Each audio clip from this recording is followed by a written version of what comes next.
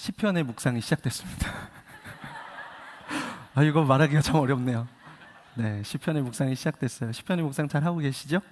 네, 109편 말씀이 이제 어제부터 있었고 오늘 이제 생명의 삶 본문 말씀입니다. 저희 집에는요 한 주에 한 번꼴로 절절한 억울함이 등장해요. 이제 두 딸이 컸다고요, 좀 싸워요. 막 싸우고 이제 제 앞으로 와요. 둘을 딱 앉혀놓으면 일단 둘 다 억울합니다. 표정 자체가 억울해요. 서로가 서로 잘못했다는 거예요. 이제 거기서 편을 잘못 들면 괴로워집니다. 적이었던 둘이 막 한 팀이 돼서 이제 저하고 갈등이 시작되는 거예요. 그래서 이제 저는 솔로몬이 되어야 돼요. 이제 둘에게 사건의 경과가 어떻게 됐는지, 인과관계는 무엇인지 이거 자세히 듣고 그리고 지혜를 짜내서 명판결을 내려야 합니다. 그래야 이제 둘의 마음에 사랑이 다시 채워지고 그리고 가정과 제 삶에 평화가 임하게 돼요. 여러분, 제가 요즘 느끼는 게 뭐냐면 이렇게 작은 아이들도 억울함을 느껴요. 막 그 억울하니까 막 눈물이 막 닭똥 같은 눈물이 막 뚝뚝 흘러요. 아빠가 마음을 몰라줬다는 거예요. 언니가 서운하게 했다는 거예요. 아이들도 억울함을 알아요. 여러분, 혹시 억울함이라는 이 감정을 비교적 최근에 느껴보신 적이 있으십니까? 또 몇 년이나 지났는데도 여전히 마음속에 이 억울하다 이런 마음이 좀 담겨 있는 분 계십니까? 여러분, 이 억울함이라는 감정이 좀 묘해요. 참 묘해요. 마냥 화가 나는 거하고 좀 다릅니다. 이 화가는요, 그냥 화가 나는 건 어디다 풀면 되잖아요. 그런데 억울함은 풀 데가 없어요. 뭔가 오해가 있었는데 주변 사람들이 다 오해하고 뒤늦게 설명하거나 결백을 막 주장하려고 해도 방법이 잘 없어요. 뭐 일일이 누가 어떤 생각을 하는지 찾아다니면서 말할 수가 없잖아요. 그리고 어떻게 해서 설명을 했는데도 하다 보면 오해가 오해를 낳기도 합니다. 그래서 억울함은요 가슴속에 좀 남는 성질이 있어요. 또 이 억울함은 배신감을 동반해요. 나를 믿어줄 거라고 철석같이 믿었던 사람이 다른 사람하고 똑같이 생각한다든지 아니면 당연히 이해받을 수 있을 거라고 기대했는데 그 관계 속에서 진실이 왜곡되면 충격이 큰 거예요. 그래서 이제 단순히 상황의 잘못이라는 것을 넘어서 사람에 대한 신뢰가 무너지는 경험을 우리는 이 억울함과 배신을 통해서 마주하게 되는 것 같아요. 그래서 억울함 뒤에 이제 찾아오는 감정들이 있는데 공허함, 외로움, 분노 이런 감정들이 그림자처럼 따라붙습니다. 여러분, 묵상하신 분들은 아시겠지만 시편 109편은요 그런 막 억울함이 절절히 묻어나는 시편이에요. 오늘 본문에는 이 억울함과 외로움 그리고 분노 이런 것들을 막 온몸이 타들어가는 듯한 고통을 겪었던 사람이 나와요. 바로 다윗입니다. 그가 왕이 되기 전에도 그리고 심지어는 왕이 된 후에도 끝없는 오해와 정적들의 모함 속에서 살았습니다. 어쩌면 성경 전체에서 이 다윗처럼 자신의 진심이 왜곡되고 또 사람들에게 버림받는 아픔을 겪은 사람도 드뭅니다. 그런데요, 여러분, 우리가 시편을 묵상하잖아요. 우리가 다윗의 고백이 쓰여져 있는 성경을 읽잖아요. 그러면 놀라운 장면을 목격하게 돼요. 여러분, 다윗은 그 억울함의 한복판에서 무너지거나 포기하지 않습니다. 오히려 다윗은요 우리가 생각할 수 없는 고백들을 하기 시작해요. 오늘 본문도 다윗이 도저히 빠져나갈 수 없는 어떤 그 억울함의 수렁 속에 있어요. 그런데 다윗이요 어떻게 반응했는가, 그게 굉장히 놀랍습니다. 그래서 저는 오늘 말씀을 통해서 우리 삶에도 이제 오해가 찾아오고 반드시 억울함, 배신감, 외로움 이런 날들이 있잖아요. 그렇게 찾아오는 날에 우리는 어떤 마음으로 또 어떤 방법으로 그때를 지나갈 수 있겠는가 하는 것들을 함께 같이 보고자 합니다. 그래서 오늘은 낮은 자리에서 드리는 기도, 낮은 자리에서 드리는 기도라는 제목으로 하나님의 말씀을 증거하겠습니다. 우리가 읽은 시편 109편이 표제가 있어요. 표제가 다윗의 시 인도자를 따라 부르는 노래. 그런데 딱 이것만 기록되어 있습니다. 상황이 기록되어 있지 않아요. 그래서 어떤 구체적인 상황 가운데 있었는지를 몰라요. 왜 고난을 받고 있는지도 모릅니다. 그래서 이렇게 자료들을 막 찾아봐도 특별히 나와 있지 않습니다. 그런데 다만 굉장히 괴로운 시간을 보내고 있다는 것은 확실해요. 이제 추측할 수 있는 상황은 두 가지예요. 첫 번째는 사울 왕의 추격 시기예요. 사울 왕을 피해서 도망치던 시기입니다. 다윗은 자신이 섬기는 왕이자 자신의 장인어른이었던 사울 왕을 피해서 쫓기며 도망자 생활을 했습니다. 이 시기는 어떤 다윗에게 있어서는 가장 인생의 어두운 시기라고 볼 수 있어요. 그 나이가 10대였거든요. 그런데 광야를 막 도망 다녔어요. 한 달, 두 달이 아니에요. 무려 8년이라는 시간을 도망 다닙니다. 주변의 사람들이 모함하고 비난하고 끊임없이 계속해서 정치적인 희생양이 되어야 됐습니다. 비방거리가 됐어요. 그래서 그는 10대부터 살기 위해서 도망쳤고 8년이라는 시간 동안이나 광야에서 숨어서 지내야 했으며 때로는 살기 위해서 미친 척까지 하면서 몸부림을 치면서 그 시간을 보내요. 이때 다윗이 정말 힘들었던 것 같아요. 이때 쓴 시들이 많아요. 이때 쓴 시들이 많습니다.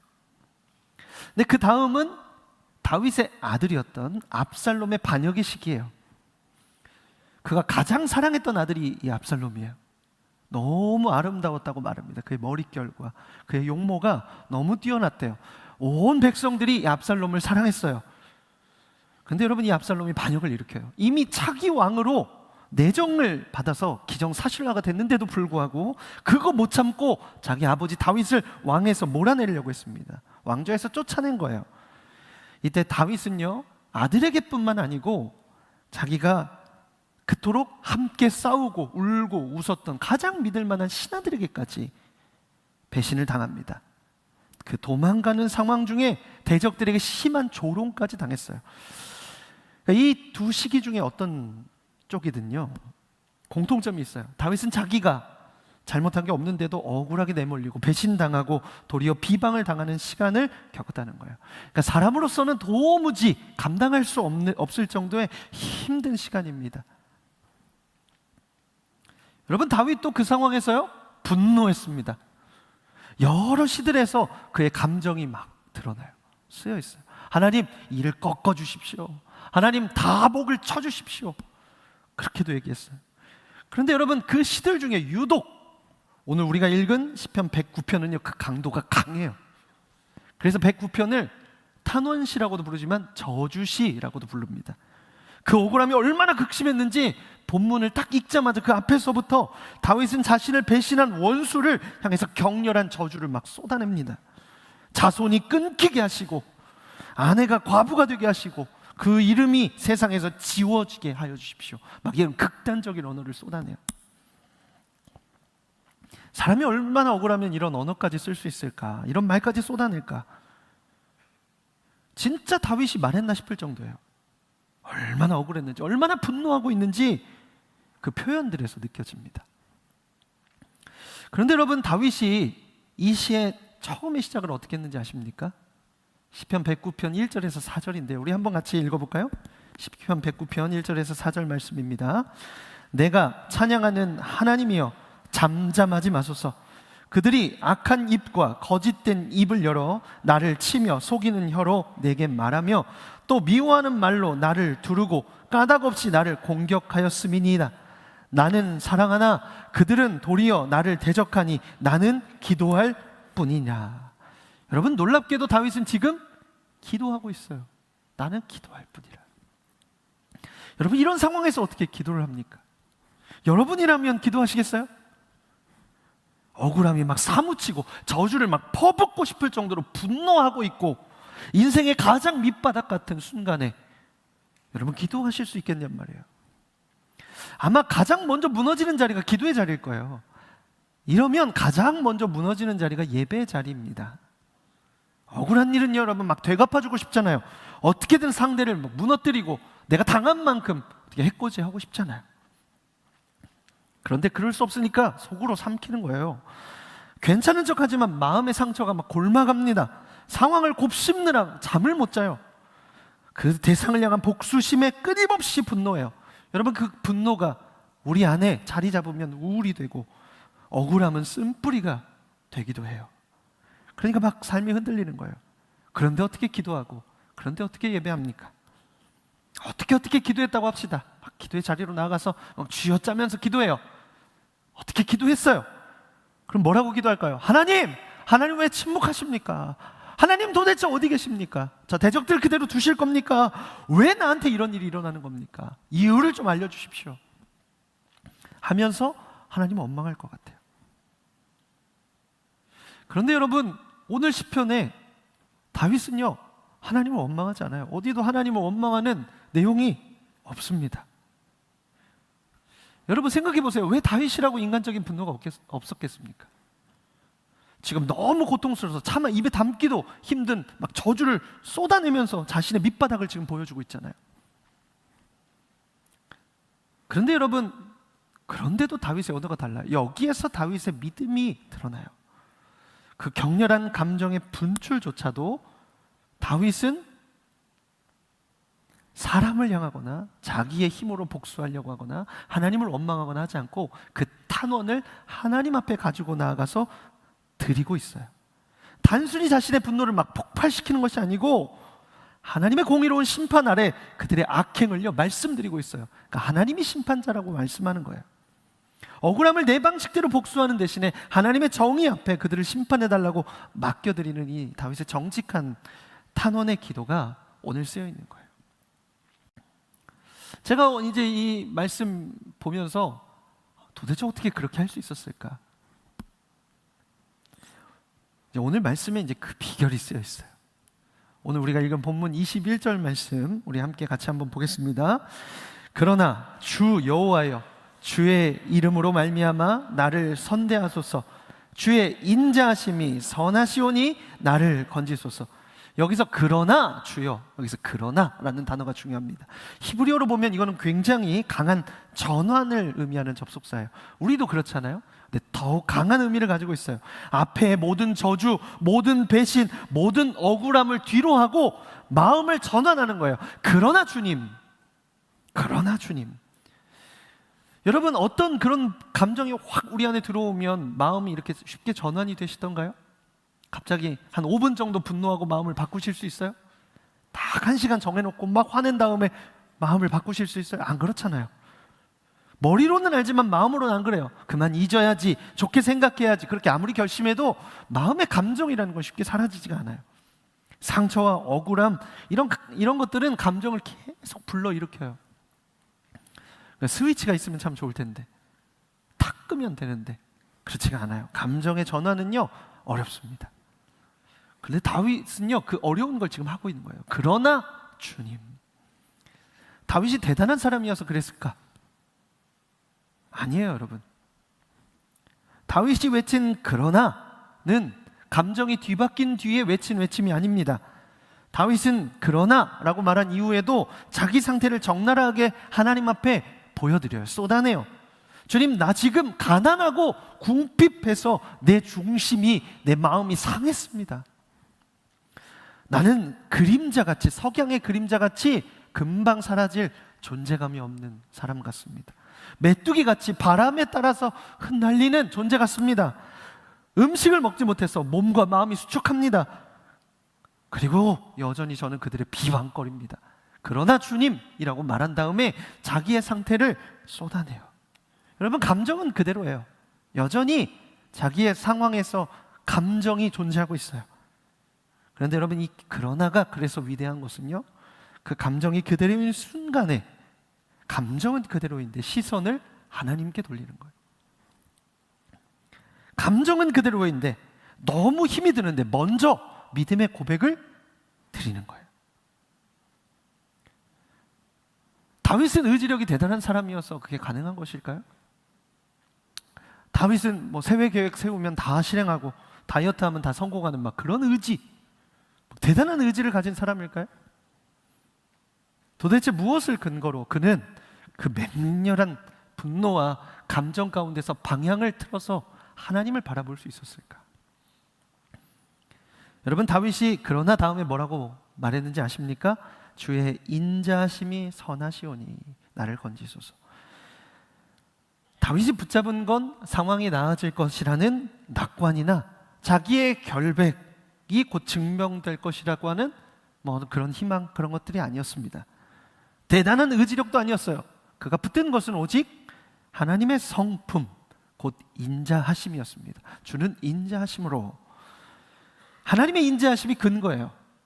다윗은 자신의 억울함보다 그 감정을 쏟아내면서도 하나님의 인자하심과 그 성품을 의지하고 있는 거예요. 여러분, 이 인자하심이 히브리어로 헤세드입니다. 헤세드라고 하는 단어는 여러분 들어보신 분들이 많을 거예요. 구약 성경에서 무려 250번 정도 쓰였습니다. 한 번 쓰인 단어들도 굉장히 많아요. 무려 250번이나 쓰인 단어예요. 이 단어는요, 딱 한마디로 옮기기가 어려워요. 다양하게 쓰여요. 그래서 영어 성경은 이것을 다함없는 사랑 혹은 변함없는 사랑이라고 옮겨요. Unfailing love, 변함이 없대요. 다함이 없대요. 그런데 한글은 인자하심, 성실하심, 이런 것으로 옮겨요. 여러분, 근데 그 뜻 안에는요, 사랑이라고 하는 의미가 담겨 있습니다. 이 헤세드는 세 가지의 특징이 있어요. 첫 번째는 아무 관계없는 사람한테 베푸는 사랑이 아니고요, 이미 맺어진 관계, 그러니까 언약 안에서 지켜지는 신실한 사랑이에요. 우리가 구약 성경을 읽으면 이런 문장이 많이 등장해요. 아브라함과 이삭과 야곱의 하나님. 하나님이 자기를 아브라함과 이삭과 야곱의 하나님이라고 소개하세요. 하나님이 아브라함과 언약을 맺으시거든요. 이삭과 야곱까지도 하나님이 언약을 맺으세요. 그래서 그 언약에 근거하여서 하나님은 스스로 사랑에 매여서 그 언약을 지키시는 분이에요. 그 사랑이 바로 헤세드예요. 나는 아브라함과 이삭과 야곱의 하나님이다. 여러분, 하나님은 인생이 아니시기에 언약하신 바를 반드시 지키신다고 성경은 말씀해요. 하나님은 약속을 어기신 적이 없어요. 잃어버리시지도 않으세요. 반드시 지키시는 분이에요. 여러분, 그 언약으로 맺어진 사랑이요, 헤세드입니다. 이게 첫 번째 헤세드의 특징이에요. 두 번째 헤세드의 특징은, 이 사랑은요, 내 자격과 무관한 사랑이에요. 잘나서 주어지는 사랑, 뭔가 우리가 어떤 일을 해서 공로가 있어서 주어지는 사랑이 아니에요. 인간의 조건, 공로에 따른 사랑 아니고요, 하나님의 성품 자체가 사랑이셔서 베풀어 주시는 주권적인 은혜예요.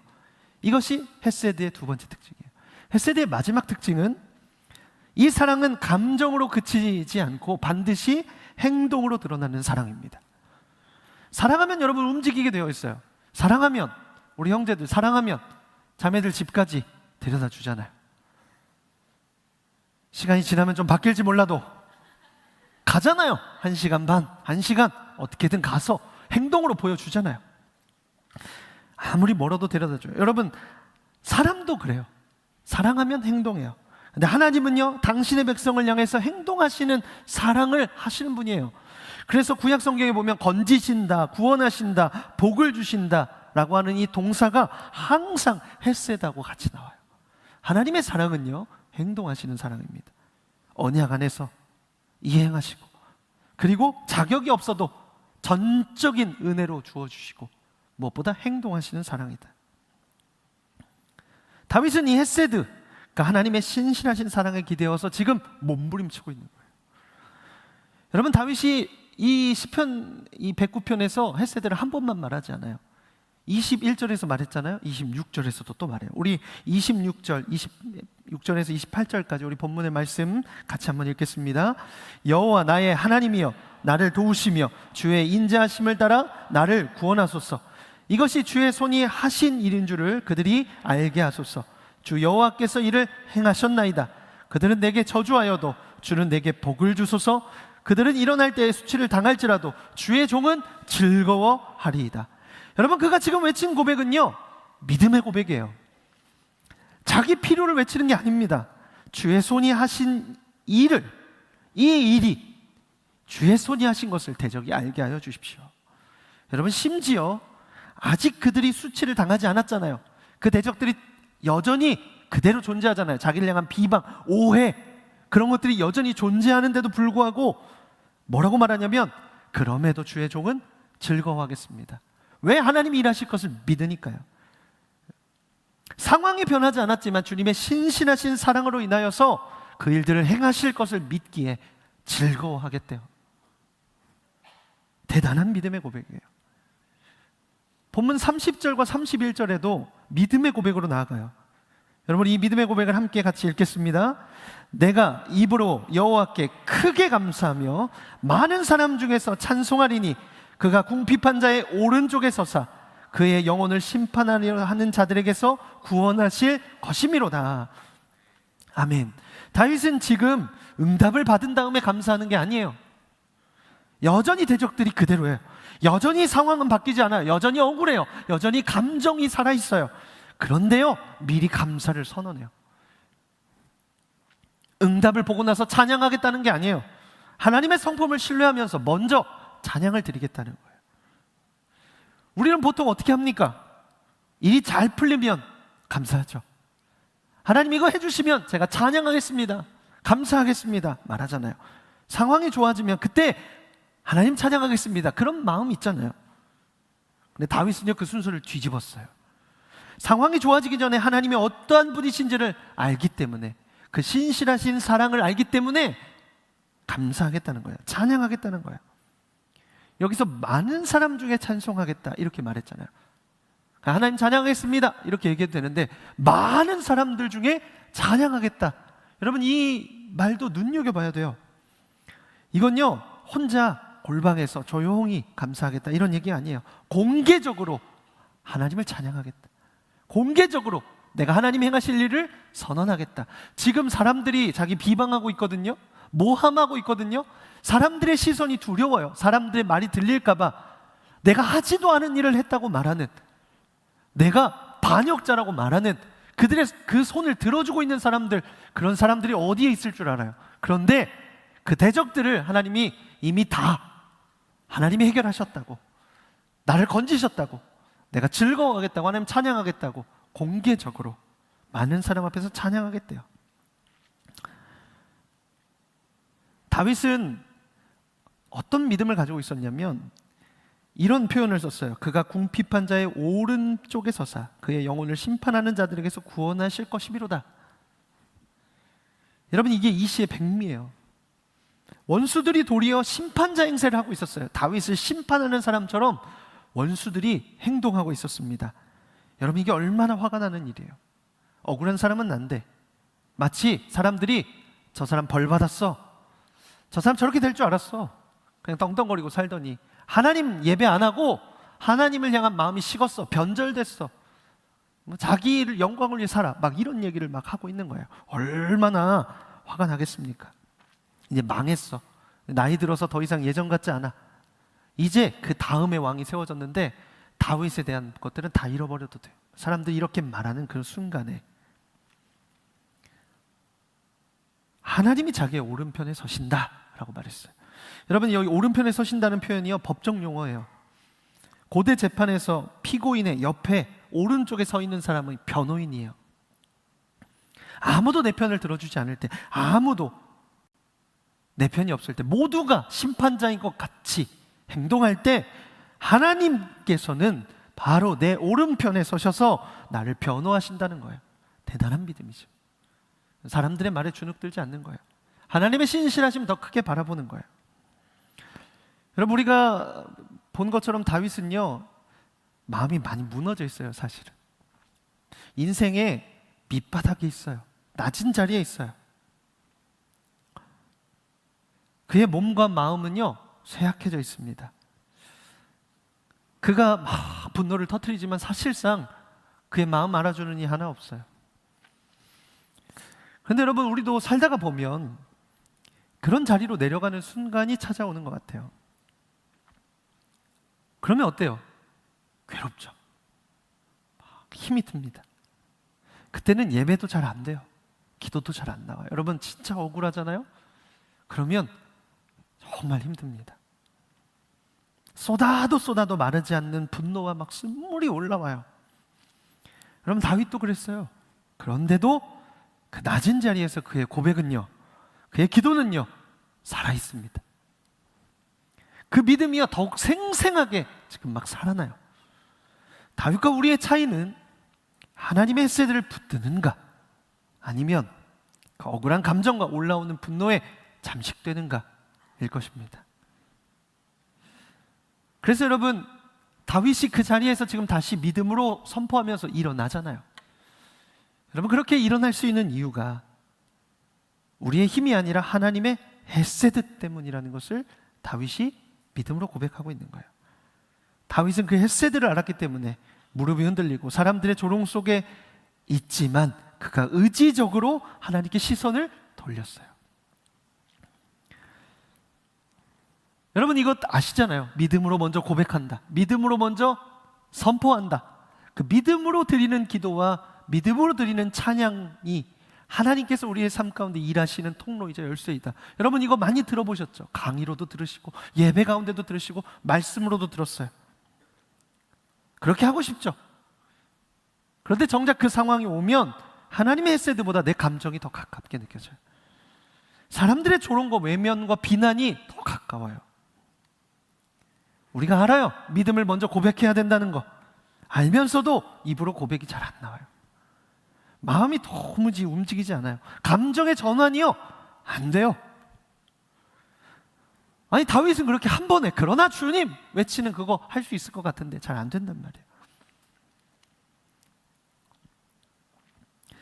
그런데 여러분, 우리가 잘 아는 것처럼 다윗은요 예배자였습니다. 그가 한 번에 갑자기 그렇게 믿음으로 고백한 것이 아니에요. 다윗은 아무도 주목하지 않는 목동이었어요. 가족조차 그를 중요하게 여기지 않았다고 성경에 나와 있습니다. 그러나 다윗은 그때부터, 그 어렸을 때부터 들판에 홀로 있을 때 아무도 주목하지 않고 귀하게 여기지 않는, 그냥 자녀들 중에 가장 어린, 어떻게 될지도 모르는, 기대감이 전혀 없는 그런 날들에도 그 들판에서 홀로 있을 때 하나님을 예배하는 예배자였습니다. 다윗은 아무도 보지 않는 그곳에서 홀로 하나님 예배하면서 이미 그 하나님의 변함없는 사랑을 경험했던 것 같아요. 양떼를 지켰잖아요. 그 밤에 막 사자와 곰물과 싸워서 그 양을 막 건져냈다고 나오거든요. 여러분, 그때 하나님 앞에 나아가서 하나님 주시는 담대함으로 기도하면서 나아가서 용맹하게 싸우면서 자기에게 맡겨주신 그 양떼를 건져낸 거예요. 아무도 인정해주지 않아요. 그래도 상처 입지 않았을까요? 그 양을 빼앗긴다고 해서 자기 생명보다, 아무리 귀해도, 양이 귀해도 자기 생명보다 귀하겠습니까? 근데 그거 하잖아요. 여러분, 아무 인정이 없을 때도, 무관심 가운데서도 다윗은 홀로 예배하는 가운데 이미 하나님의 신실하심을 자기 가운데 역사하시고 힘주시고 그리고 자기를 인도하고 계심을 깨달아 알았던 것 같습니다. 다윗은 하나님께서 자신을 사랑하신다고 하는 것도 분명하게 알았습니다. 여러분, 그것뿐만 아니에요. 다윗이 지은 시들이 정말 많잖아요. 그럼 시들을 보면 이런 표현이 나와요. 나의 괴로움과 슬픔과 외로움과 억울함을 아신다. 다윗이 그런 신뢰가 있었어요. 시편 56편 8절에 이런 표현을 씁니다. 나의 유리함을 주께서 계수하셨사오니 나의 눈물을 주의 병에 담으소서. 나의 처지를 아시고 내 눈물을 아시는 분이 주님이시니 나의 흐르는 눈물을 주님이 주님의 병에 담아주십시오. 주님이 알아주십시오. 이런 얘기예요. 그 누구도 모르는 내 감정, 누구도 알 수 없는, 설명해도 사실은 다 이해할 수 없는 내 마음과 감정을 아시는 분이 주님이시라는 거예요. 주님밖에 없다는 거예요. 시편 139편에는 이런 표현들이 나와요. 여호와여, 주께서 나를 살펴보셨으므로 나를 아시나이다. 주께서 내가 앉고 일어섬을 아시고 멀리서도 나의 생각을 밝게 하십니다. 이게 다윗이 하나님을 향한 자기에 대한 인식이에요. 이런 표현도 해요. 내가 새벽 날개를 치며 바다 끝에 가서 거주할지라도 거기서도 주의 손이 나를 인도하시며 주의 오른손이 나를 붙드시리이다. 다윗은 하나님이 자기를 붙들고 계신다는 것을 신뢰하는 사람이었습니다.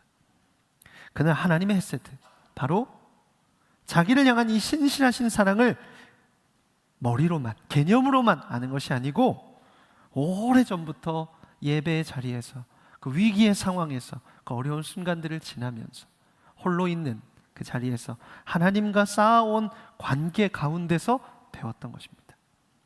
그래서 지금 이제 마주하는 그 극한의 상황에서도 그 신뢰를 다시 끄집어낼 수 있는 거예요.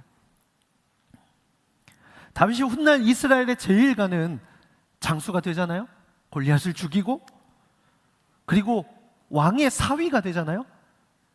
그러니까 왕 다음에 최고의 권력자가 됐습니다. 그런데 사울 왕의 시기를 받아서 쫓겨다니죠. 어떻게 하나님의 은혜로 그 시기를 지나요. 사람들이 다윗을 따라요. 나라를 세워요. 그래서 부강한 나라가 됐습니다. 그런데 말년에 왕이 되어서조차 쫓겨나요. 배신당해요.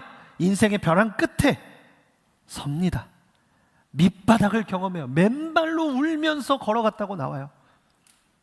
사람들이 다윗이 가는 길에 서서 막 다윗을 비방했다고 나옵니다.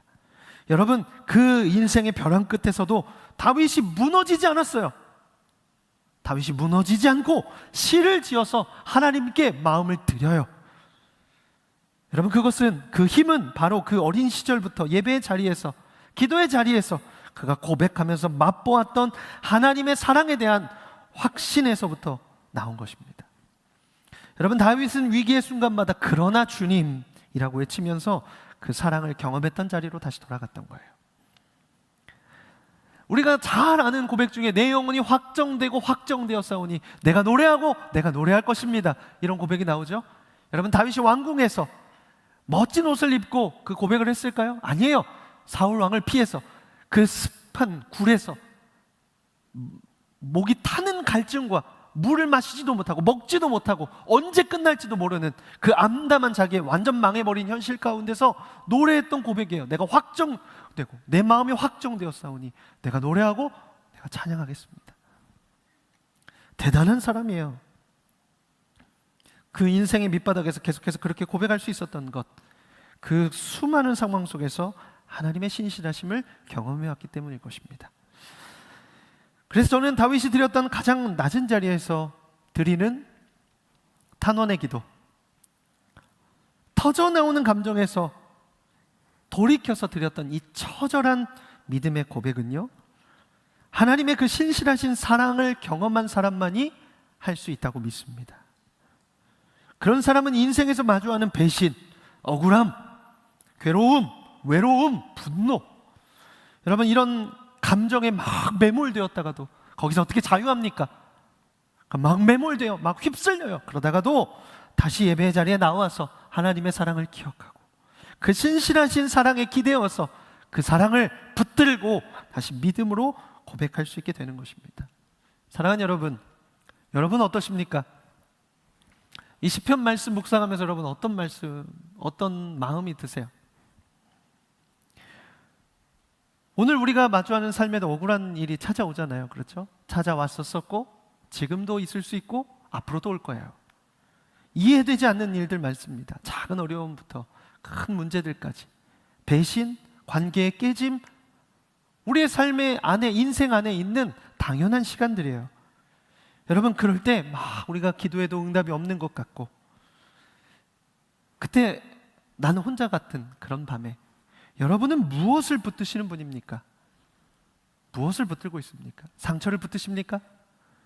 계속 사람들의 말을 붙드십니까? 아니면 휘몰아치는 감정에 완전히 사로잡히십니까? 아니면 다윗처럼 헬세드를 붙드십니까? 여러분, 우리도 그런 날들이 찾아올 때 다윗과 같이 하나님의 그 신실하신 사랑, 헬세드를 붙들면 어떨까요? 여러분, 바닥을 칠 때가 오히려 은혜가 넘친다는 거 아세요? 그것은 어떤 근거 없는 격려가 아니에요. 오늘 말씀에 따라 그 가장 낮은 자리에서 가장 깊은 기도가 나오는 거예요. 가장 솔직한 감정이 나오는 거예요. 가장 낮은 자리에서 하나님의 헬세드가 그래서 가장 선명하게 드러나기 때문이에요. 그 상황에서 자기 힘으로 살다가 이제는 하나님을 의지할 수밖에 없는 것이죠. 주님만이 내 마음을 아시고 주님밖에는 도울 분이 없다는 고백을 할 수 없는 자리로 나아가게 되는 것입니다. 사랑하는 여러분, 우리가 이제 오늘 말씀 붙들고 좀 그래서 하나님의 사랑 앞으로 좀 나아가면 좋겠어요. 여러분 혹시 그러나 주님이라고 외칠 수 있는 믿음이 있으십니까? 네, 우리는 더 이상 그런 힘이 없다고 말할지도 몰라요. 그러나 여러분, 우리는 이미 하나님의 그 신실하신 사랑을 아는 자들입니다. 네, 다윗이 붙잡았던 그 헷세드는요, 그 시대로 끝나지가 않았어요. 여러분, 우리가 믿고 우리가 감격했던 그 십자가가 바로 하나님이 구약에서부터 신실하게 지켜오셨던 그 언약적인 사랑, 곧 헷세드가 새 언약 안에서 완전히 성취된 자리입니다. 다윗이 그토록 붙잡았던 그 신실하신 사랑이요, 그 십자가에서 가장 온전하게 드러났어요. 아들을 내어주시면서까지 증명했어요. 여러분, 그래서요 우리는요 하나님의 그 완전하신 사랑을 아는 자들이에요. 여러분, 지금까지 그 사랑 얼마나 많이 경험하셨습니까? 지금까지 살아오면서 그 성실하신 일하심 얼마나 많이 경험해 보셨어요? 우리는 이미 그 사랑을 아는 사람들입니다. 그래서 여러분, 오늘 그 사랑 앞에 좀 반응하며 나아가시지 않으시겠어요? 그 사랑 앞에 하나님을 좀 의지하면서 나가지 않으시겠습니까? 우리 좀 함께 그래서 오늘 주신 말씀 붙들고 좀 찬양하면 좋겠는데요. 우리 함께 좀 찬양합시다. 같이 좀 고백합시다. 하나님의 사랑 앞에 좀 먼저 서기 원해요. 하나님의 사랑 앞에 나아가서 그 사랑이 우리 가운데 부어주시는 은혜에 우리가 매몰되었던 감정, 어떤 상태, 여러분 그것들을 좀 의지적으로 주님의 성품을 좀 선택할 수 있도록 하나님께서 먼저 우리 가운데 사랑을 부어주십니다. 그래서 여러분, 우리의 회복은요 감정이 다 풀릴 때 시작하는 것이 아니고 다윗이 어린 시절부터 들판에서 그렇게 했듯이 도저히 믿어지지 않는 상황 속에서도 주님의 인자하심이 선하십니다 이렇게 고백하면서 예배 자리로 나아가는 순간부터 시작돼요. 여러분, 하나님의 그 완전하신 사랑을 먼저 좀 고백하지 않으시겠습니까? 그 사랑 앞에 나아가셔서 여러분의 마음을 좀 있는 그대로 쏟아내시고, 그리고 그 사랑을 좀 붙들고 우리도 믿음의 고백으로 나아갈 수 있기를 소망합니다. 여러분은 함께 우리 이 찬양을 좀 고백하고 싶은데, 사랑한다 말하시네 라고 하는 찬양이에요. 우리 찬양을 고백하면서 우리도 다 알 수 없는 우리의 깊은 것까지도 감찰하시는, 우리의 마음을 아시는 주님 앞에 여러분 마음을 좀 쏟아내시고 그 사랑에 반응하면서 함께 고백하면 좋겠습니다.